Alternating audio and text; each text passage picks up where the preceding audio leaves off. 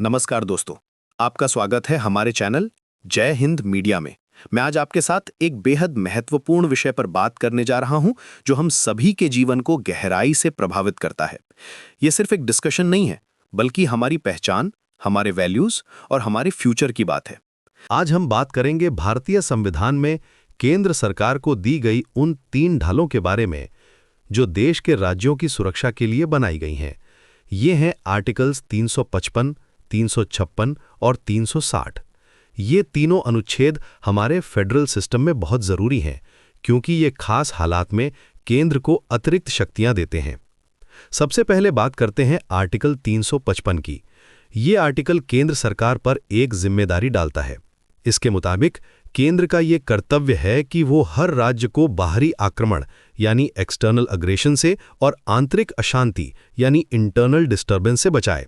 साथ ही ये भी सुनिश्चित करे कि हर राज्य की सरकार संविधान के नियमों के अनुसार ही चले।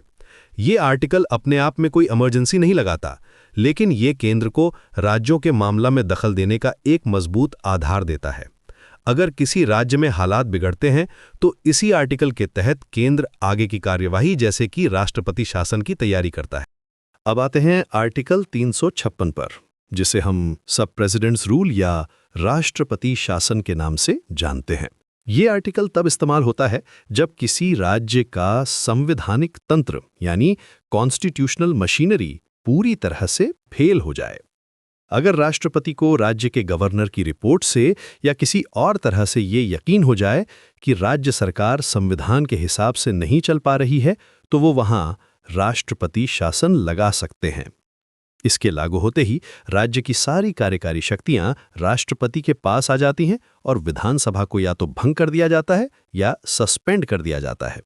शुरुआत में ये 6 महीने के लिए लगता है, जिसे कुछ शर्तों के साथ अधिकतम 3 साल तक बढ़ाया जा सकता है। हालांकि इस आर्टिकल का कई बार राजनीतिक दुरुपयोग भी हुआ है। इसी वजह से S.R. बोमई बनाम यूनियन ऑफ इंडिया केस में सुप्रीम कोर्ट ने इसके इस्तेमाल पर कुछ सख्त दिशा निर्देश दिए थे। आखिर में है आर्टिकल 360, जो फाइनेंशियल इमरजेंसी यानी वित्तीय आपातकाल से जुड़ा है। अगर राष्ट्रपति को लगता है कि देश की वित्तीय स्थिरता या साख को कोई गंभीर खतरा है, तो वो वित्तीय आपातकाल की घोषणा कर सकते हैं। इस दौरान केंद्र सरकार राज्यों के सभी वित्तीय मामलों पर पूरा नियंत्रण हासिल कर लेती है। केंद्र राज्यों को अपने बजट और धन विधेयों को अपनी मंजूरी के लिए भेजने का निर्देश दे सकती है। यहां तक कि सरकारी कर्मचारियों और सुप्रीम कोर्ट और हाई कोर्ट के जजों तक की सैलरी में कटौती की जा सकती है। एक जरूरी बात यह है कि भारत में आज तक कभी भी वित्तीय आपातकाल लागू नहीं हुआ है। संक्षेप में कहें तो ये तीनों आर्टिकल्स देश की एकता, अखंडता और स्थिरता बनाए रखने के लिए बहुत जरूरी हैं।